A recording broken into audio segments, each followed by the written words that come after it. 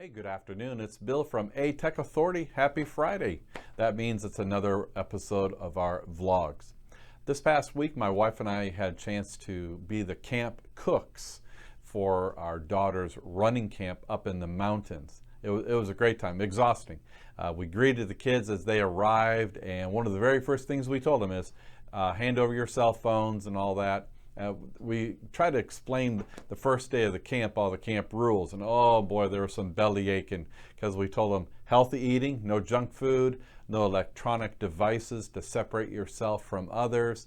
They're going to take 60-minute naps every afternoon, and they're going to go to bed early. Now, of course, these kids, they were from 9 years old all the way up through high school.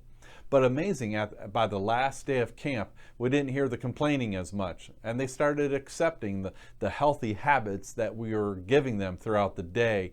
And by the end, they were running really good too. So it sort of reminded me that I read years ago that it takes 21 days to break a bad habit. We try to do that in 4 or 5 days. But it takes 66 days to create a new healthy habit. It's almost 3 times as long. Remember the old book, classic by Stephen Covey, 7 Habits of Highly Effective People? Oh, this is a classic. He said, number 1, be proactive. Admit that you've got to change. There's a change and you address the change. He said, habit number 2, begin with result or goal-oriented thinking. 3, put first things first. Prioritize what you're going to spend your time on and make sure it's positive. Healthy habits. Number 4, think positively. Positive people hang out with positive people. Focus on positive thoughts, on positive people, and that will motivate you. Don't hang around with people who drain you, but people who fill you. Habit number 5, he said, seek to understand, then to be understood. In other words, create an atmosphere of give and take, listening, not just hearing, but listening to one another. Habit number 6, Stephen Covey says, synergize. In other words, it's better to think our way than my way. Synchronize with other people. And finally, he said the 7th habit that you should have is to sharpen your saw or sharpen your tools by tapping into other people's strengths and allow them to cause growth in your own life. It's a collective strength. I try to remind the kids of important life lessons while we're at camp. So let me give you some suggestions this week as you consider habits. Maybe out with the old and in with the new. Here are 4 tips to break bad habits for good. Number 1, figure out what triggers your habit. The bad habit. Maybe it's cussing, maybe it's something you do or say, how you act or react. Figure out what triggers you to do that. 2nd, replace the bad habit with a good, healthy habit. So maybe you spend way too much time on social media. Well, limit that habit of going to your phone every 5 seconds and maybe talking to the person that you're texting. Number 3, make your bad habit really hard to do.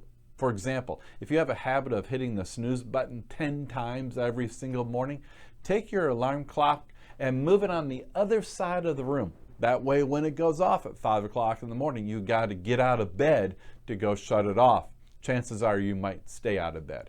And 4th, let me close with this. Psychologists said that you need to do something crazy. You need to do something different to reset your thinking, reset your mind.